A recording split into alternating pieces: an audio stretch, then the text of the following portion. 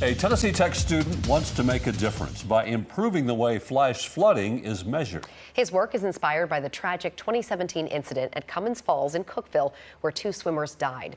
News 2's Corey Johnson explains. This summer marked 6 years since 2 people were killed in flash flooding at Cummins Falls. Despite clear skies, a large crowd of swimmers were taken by surprise by a raging storm they didn't know was approaching them upstream. The water rising 6 feet within a matter of minutes. Since their deaths, flash flood sensors were installed at the park.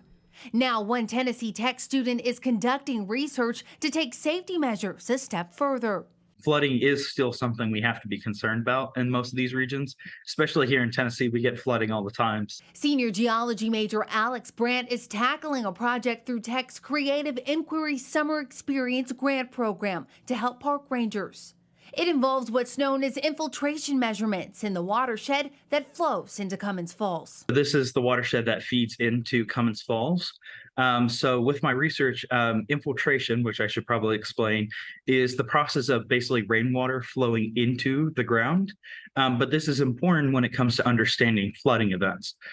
So precipitation, like when it rains, is that if at any point, if the rate of rainfall is greater than the rate that basically the water's moving into the ground, we get runoff, and that runoff gets into the streams and then causes flooding.